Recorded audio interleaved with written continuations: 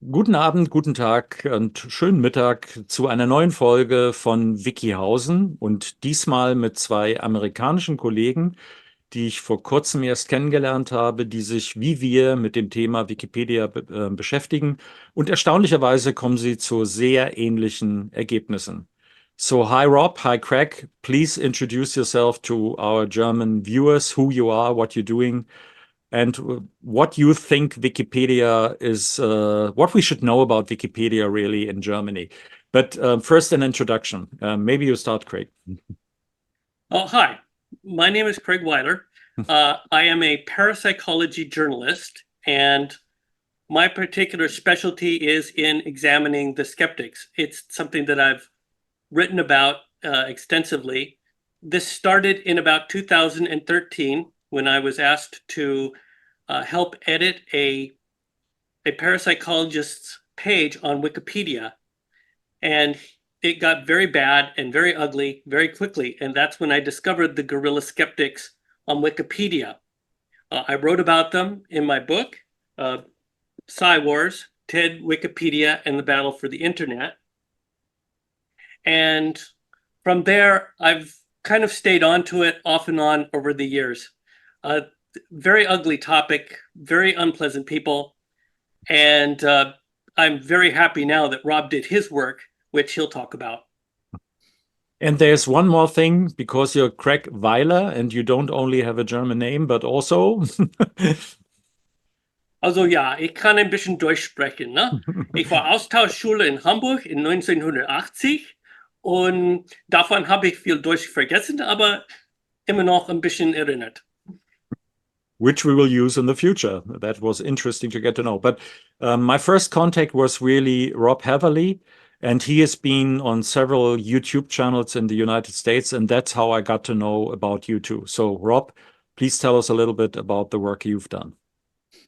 I came into this from my engineering background, was assisting with a lot of research and investigations into the physics and such to do with UFO topics, ancient history, and the physics behind UAP observations and such. And I met some interesting people.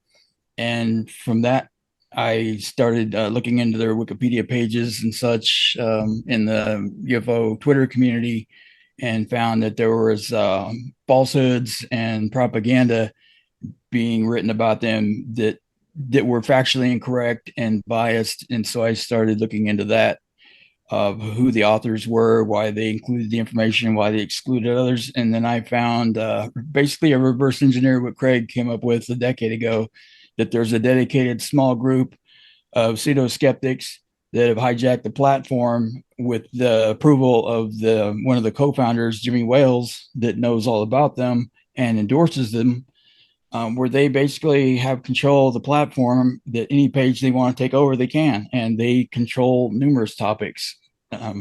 Some they're a little more subtle about, but some they're very overt with. But they basically control any topic they want, and it's global, not just the U.S. problem, as you found out in Germany. Yes. I found this in Australia and UK, other areas. I've been getting people reach out from all over the world now to me. Yeah, as I did too. That is good that we get to know about each other. In Germany, there is, it's also political, but what's interesting, and I think is really advantageous, is that I understand that in the United States, what you did, not Craig, he's been on this longer with parapsychology, is the UAP issue. And that is interesting because it's not along party lines. There are people within the Democratic Party, within the Republican Party. It's a division that goes crossover, and that means that they have now, they're not, according to political issues, they have adversaries, but they have adversaries everywhere. It was strategically a very bad move. They should have read a little bit of Sun Tzu to avoid that, but it's good for us. So maybe you explain to us, for both of you, one for the UAP, one for the parapsychology, what you encountered, what you found out was going on there, and what the situation right now is, why more and more people. This is on the rise, I understand. This is the case that Wikipedia is a problem is becoming more and more public in the United States. But correct me if I say anything wrong and tell us your opinion. So I'll start here because, for me, this started back in 2013. And what I discovered was that there were the guerrilla skeptics, and they had absolute and complete control over some pages on Wikipedia. And they seemed to be targeting everything to do with parapsychology.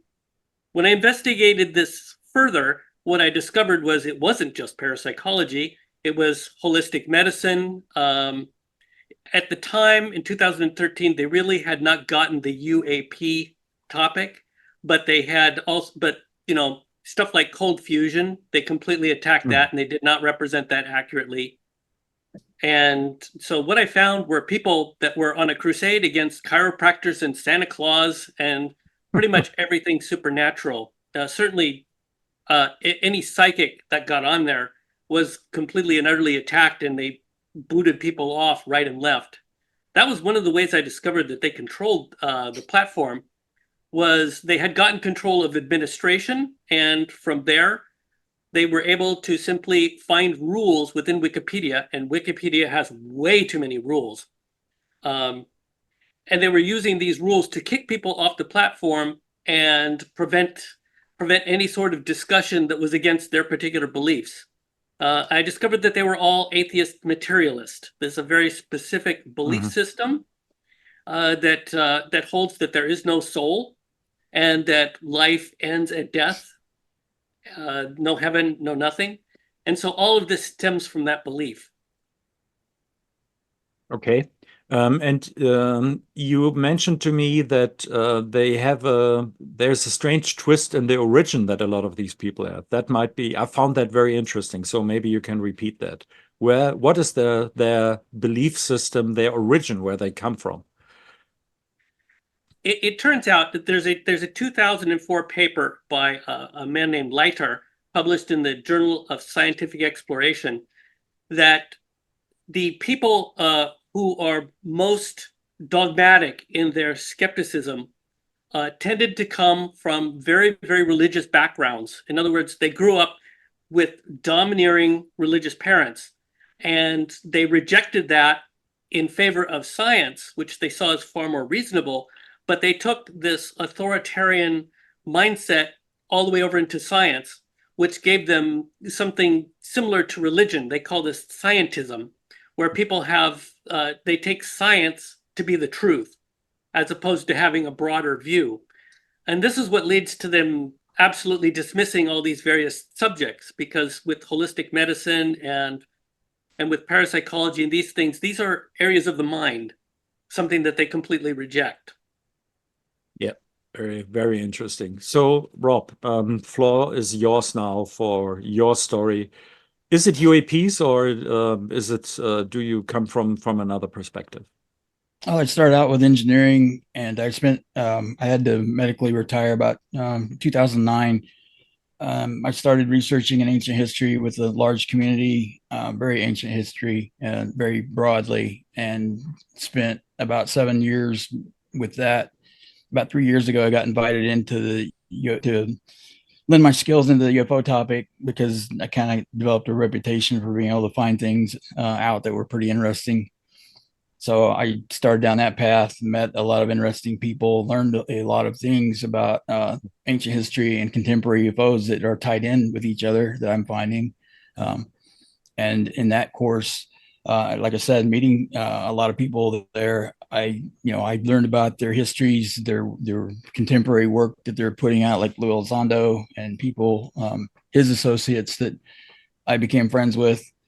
And then when I started hearing new talking points on UFO Twitter last year, when David Grush went public June 5th, I started noticing a common talking points that were, for somebody fresh onto the field, they should. Yeah, I have to interrupt you here. You have to remember, in Germany, David Grush and the whole topic is not a little bit in the mainstream. You always have to explain. So talk to like a 12-year-old boy at the family table. Gotcha.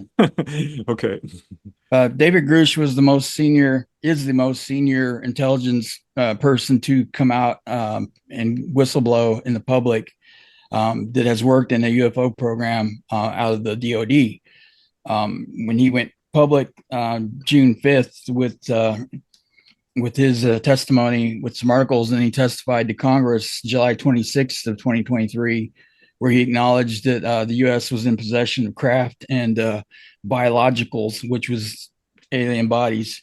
Obviously there was quite an uproar with that, but I noticed in the UFO Twitter community there were some common talking points among new people, and that was unusual to me to see that. So I went to try and figure out where that was coming from. If somebody that had significant influence was somehow reaching a whole group of people that had no previous ties to each other. And I found it in Wikipedia that the same exact talking points that were being parroted in UFO Twitter and on YouTube and such came directly out of UFO Twitter in their profile pages, not just for David Grosh or Lou Elizondo, but anyone related to the UFO topic or anything with that topic whatsoever.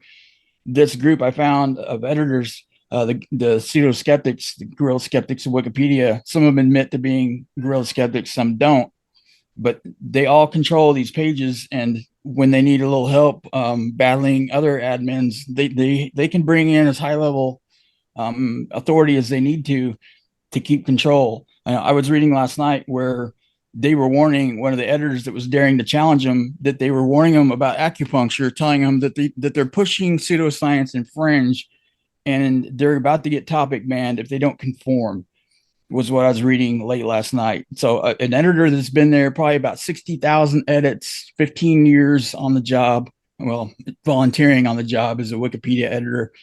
He's about to get topic banned because he's not towing the party line of adhering to their dogma. So you can't break ranks with them, or you get bumped off the platform. Yeah, that's in Germany. This group even has an internal nickname, which is something like the Politburo. They're called. That is, I think it's quite accurate in terms. So you encounter the same, that there is a strong interest in power, to have power about the realm of thoughts, of science, of what we know and what we can think about. Same in the United States.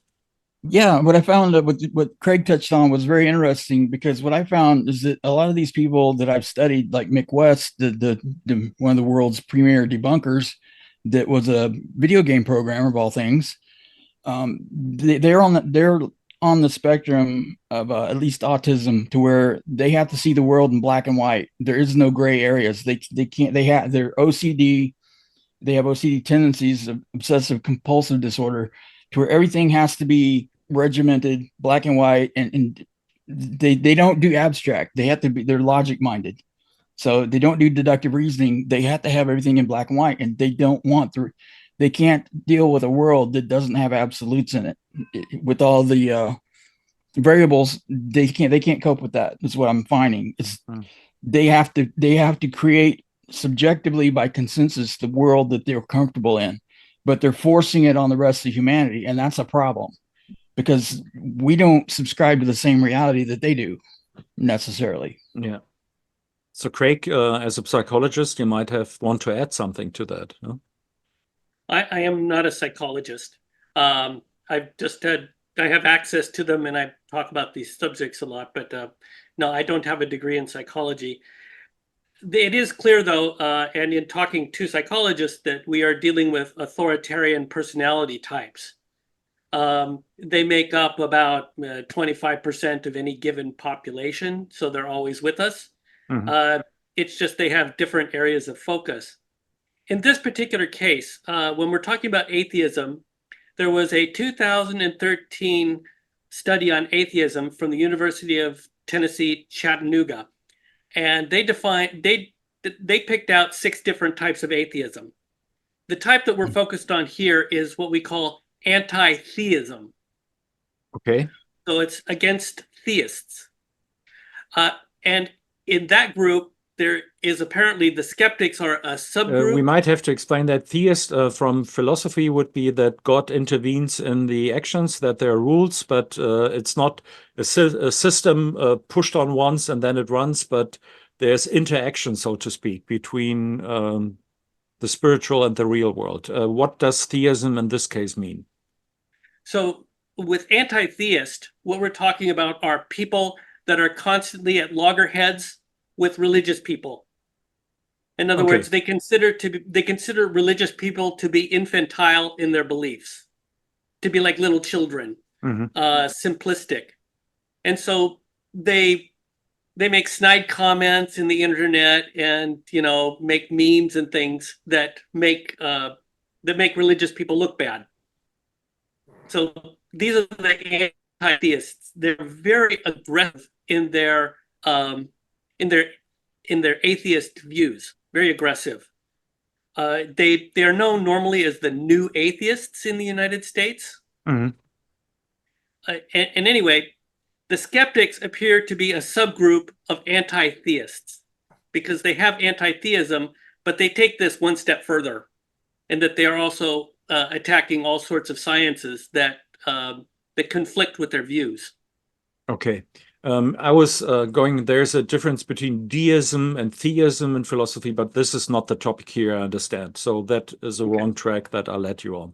But for me, the question is also, I notice in Germany that it's not only this group, they have influence in the media. They have supportive troops, I would call that, in the media. And there's also some supporters within the government would be said too much, but it's not that high up. It's in the structure of the state. It goes from top to for example, people who deal with what is education, what will be taught in schools, what is allowed in media. So it's quite strange that you see that they are able to come through with talking points into the public. Is the same in the United States? They've got a significant amount of financial backing across the globe. Their parent company, Committee for Inquiry out of New York, they receive millions of dollars a year, and we've got their financial records from their 1099s because they're a 501 organization. So you get open access to their tax documents. They contribute monies all over the world. They also spend about $500,000 a year lobbying Congress. So, you know, they are entrenched into our political system, even ideologues. And I wouldn't be surprised to find some globalists that are backing them with some big money.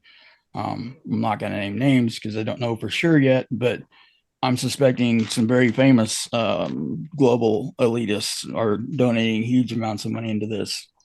So they have the money to infuse it globally. They spent over $800,000 that they wrote off last year. I mean, 2022, just for their library books was $800,000 of books that they own and media that they publish and give out, you know, spreading their propaganda. So their ambitions are global. They file lawsuits that are very senior, and some of them have gone up to the Supreme Court suing for equal rights, trying to take prayer out of Congress when they open up their sessions to give them due time to give a goodwill message before they start chambers that has nothing to do with religion, just because they want to, because that offends them. And they also think that religion stifles people in their scientific creativity and also hinders political decisions. And like Neil deGrasse Tyson, who's one of the Committee for Skeptical Inquiry Fellows, on his Wikipedia page, it even states that they feel like science has taken a huge stumbling block for people that believe in any deity, but also in our political structure, that people that have faith in a higher power are making bad decisions and they want them out of our government. So if you believe in a higher power and you're in the sciences or the government, they want you out of it. And that's their agenda. Yeah, Craig, you want to expand on that, or? Well, I do know that, you know, for topics like parapsychology, one of the things that the skeptic groups have done is they have courted science editors from major publications. So they have they have worked to have very strong atheist views projected in the mainstream media. And they've gone after people who have more less fundamental views of science. So by that way, they make it very, very difficult for anybody with an opposing view to get into science type articles in newspapers and magazines. What is the response? I got from you that there's even in Congress, there are people now looking into this issue. Can you describe how broad the acknowledgement of the problem is now in the United States? I've had some of the associates that of mine and very high level professionals. You've got, well, I don't want to name them without permission, but some Nobel Prize nominees that are involved that have spent their entire life as professors in teaching college and sciences. And when they found out that that the number one source of information in the world, Wikipedia, that most laymen and even their students and such professionals will go to as a quick reference guide, they assume that the platform has some kind of quality control for accuracy and to strive to not be biased, but that is not the case. It may have been when they first started in the first few years of their inception around 2000, but about 5 years into it, they've lost their way. One of the co-founders left, his last name's Sanger, because they lost their vision, and they're completely biased now and not regulated at all. And when these academics found out, they're very close and with members of Congress, working with them on other matters. When they found out that they're undermining their entire platform, that they worked their entire lives, frankly, to educate people correctly and provide them the most broad knowledge base that they can to let them decide what their reality is comprised of with the best available data. When they found out that this group is bigoting data and denying that and making decisions arbitrarily, you've got laymen making, banning in some instances, physicists and nuclear medicine scientists that are working on cures for cancer and such like that. They're topic banned from their own topic on Wikipedia when they dare try and go against this group. So they're even hindering advancements in medical science because of their belief structures. So when they told Congress, and you see, nobody had tied this together. They thought everyone before, I guess, Craig knew about this and their group, but the broader areas of demographics weren't aware. They thought, when they had a bad encounter on Wikipedia, an individual thought it was just a one-off thing and just random luck. But when I came out and found this, when I made my study known to the public that this is a coordinated group effort across multiple topics, then I started getting people reach out to me and having me check their pages. And what we found out was it wasn't an isolated event. It was not the exception to the rule. It was the rule. And the more people are finding out and learning about this across many different topics now and demographics, they're getting very angry because, like I said, a bunch of individuals thought that they were singularly targeted, and they weren't. It's their entire platforms, and they didn't know that there's this insidious group undermining the fabric of our reality, the knowledge of it, for almost 20 years now. That they've worked under the radar, and people are frankly, they're very angry now that they have found out that this group has existed for so long, and there's no regulation on them whatsoever. That they have so much power. They acknowledge that they have over 2,000 pages now that they've written with over 150 million page views. So that's the extent of their influence. They also have Project Skepticism that monitors over 5,500 pages. That's just the ones they acknowledge. There's a lot more that they don't, when you go in and look at the backside of Wikipedia, they have influence over a huge amount of topics and pages. So basically, if it's something that's important politically or in the sciences or medicine, then they have inroads into that to control it. So there's no topic that is immune to this. So they're in everything. They've completely infected Wikipedia. To Craig, I sometimes have the feeling that They are important. The skeptics are important, but I don't know, are they the more than not useful idiots, but useful skeptics for some other people? Are they connected to? I mean, is the agenda? Is it them enjoying their power, or I mean, even if it's not intentional, it would be a possibility if you see that somebody is able to wield so much power that other people say we could use them. Yeah, it's something. Is there a connection? There can be. We have not pulled out that connection yet. But certainly, for example, pharmaceutical companies would benefit from this because there are a whole bunch of alternative medicines that are completely dismissed as pseudoscience. And if you have somebody out there completely dismissing all of those, then you are directing people towards pills and surgery, as opposed to alternate methods of being healed. Same in Germany, by the way. There's one guy who is one of the most proficient writers there, and we found out that he's directly from a pharmaceutical company. So that even by Wikipedia standards, which are abysmal, this should not be allowed, but it is. That's also what we find, that there's a lot of this direct money-wise interest influence in there, which is not checked. There are no checks and balances. This is a system which is running wild. Yeah, but you go ahead. Yeah. They found studies that there were foreign governments influencing Wikipedia, but of course the U.S. government didn't dare to research their own involvement in Wikipedia. But it would be very naive to think that the U.S. government isn't directly related to influencing Wikipedia in some fashion, which that's still under study. But there's a very high probability from what I'm seeing that they have a presence, whether it's formal or informal, of influencing Wikipedia on all topics that they have an interest in. I think the people high up in the skeptical, pseudo-skeptic community of this, I think that they have some activism going on, but I don't think their subordinates have any clue what the leaders are actually doing and what they actually believe or not. They are partisans that believe anything they say is the gospel. It literally has all the underpinnings of a cult. So you're dealing with a very radical group of people that are not just involved academically, they're emotionally tied to this. This is their religion, and if you go against it, they get very hostile.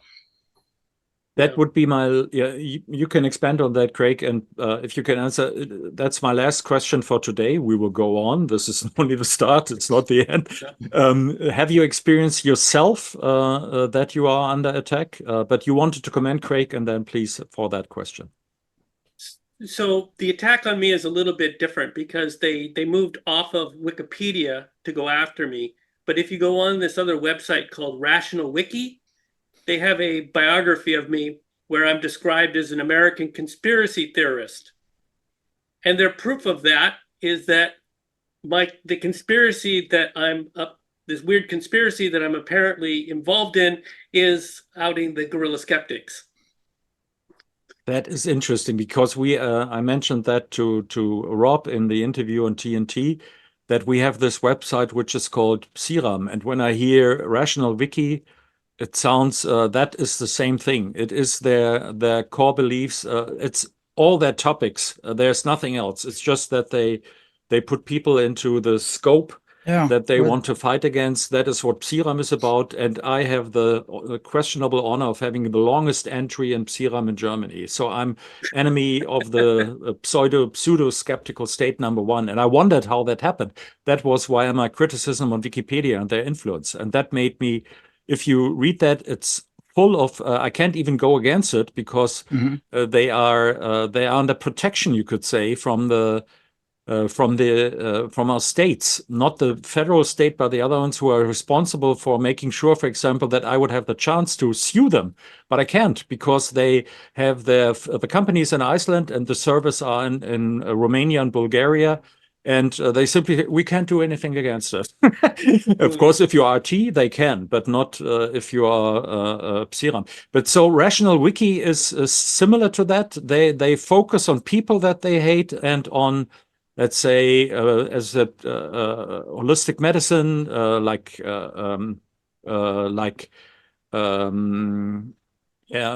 Chinese traditional medicine, for example, things like that, Acupuncture, whatever, chiropractic. acupuncture. Right. So same thing. Is it the same? So when I looked into it, I found several people, complete nobodies, but they were involved in alternative medicine, and they had terrible biographies on Rational Wiki.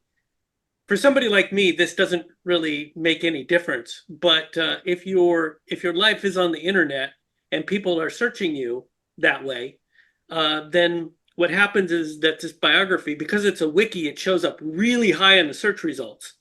Same in Germany. So this is, they Yeah. technically connected Psiram to Wikipedia. So Google. you see you see first the entrance and the what is written in Wikipedia, and then there's this version on steroids, so to speak, where a person that is diminished in Wikipedia will be a complete idiot on Psiram, and it's immediately connected. And then why it's so powerful, then people would say, I would rather not talk to him and not get in contact with him. So this is the way it works in Germany. Same for you, I understand. Yeah, same for us. For me now, because of I went directly after the skeptics.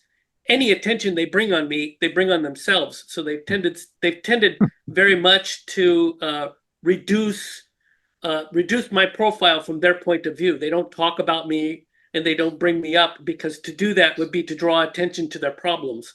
Yeah. So that's worked a bit in my favor.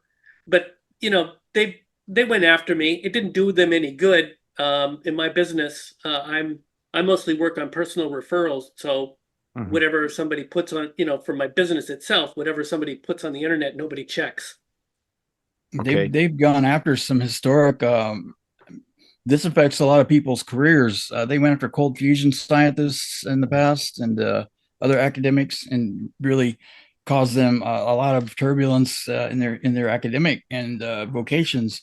You have Google that pushes them way up in the algorithms now, and Wikipedia is used on YouTube now as well, and I think on Facebook and such for accuracy and information to inform the public on contentious topics that they need educated on. Right. So it's circular reasoning. They're self-validating. There's no outside checks and balances to check the checkers here. I mean, they're even in Snopes and such writing definitions of what's true and what's not. I've even found instances where there are writers on Wikipedia writing under a alias, and we found out what their true names are. I found where they even reference themselves as an alias on Wikipedia. They will write articles under their true name outside of Wikipedia and then reference the articles. And their CSI Fellows group, I found last night, even where Susan Gerbic, the head of the Guerrilla Skeptics, was advocating for more papers, more articles to be written by CSI Fellows, because they needed more citations for the Wikipedia articles to support them, because they go by mainstream consensus. And if they don't have enough articles to offset what their beliefs are, to offset what consensus is in the regular media, then they will start churning out articles from their skeptical community until they do have consensus, and then bigot the opposition. So there's no opposing viewpoints. You don't get both sides of an argument. You're supposed to have black and white to kind of blend in the middle. They go completely black. There is no white with them. They're completely polarized. And that's the problem with this, is, like Craig said, that they're highly activist and they go after people, not just on Wikipedia, but, they didn't realize how insidious that they are with some of this, but, they call their vocations. They try and disrupt their entire lives any way that they can. Did they try it with you? Have you been under attack yourself? I'm retired, and I'm an ex-military, and so I'm pretty hardened and very untouchable. I have a very thick skin, so, and I'm retired, so they can't affect my income. I don't have a company for them to call, so they really have no recourse with me other than trying to trying to discount me, like Craig said, it's interesting. Anything that goes against their scientific dogma, they slap a label on as a conspiracy or pseudoscience or fringe. Those are key words that they use across the board. So if you get labeled with that on Wikipedia or off of it, then that gives them, according to Wikipedia rules, then neutrality goes out the window, because if you're labeled fringe or pseudoscience or extraordinary, then they even help write the rules, by the way. So they can modify them at will to suit their needs, and then they can ignore them at will too, because they have executive override. But they modify according to how they want to apply them to their opposition on Wikipedia to kick people off the platform. We see that Yes. literally near daily. Yes, that exactly the same in Germany. So this is for the first edition of this, and let's get a searchlight and go into the basement below Wikipedia and see what kind of other monsters we can find. It will be interesting, I'm sure about that. So thank you for this first edition, Craig and Rob, and we'll stay in contact, and whatever helps to get the information out, I'm also willing to do, and all the contacts I have are available for you if you are interested in that. Thank you very much, and for the next edition, part 2 will be soon. Thank you. Okey-doke.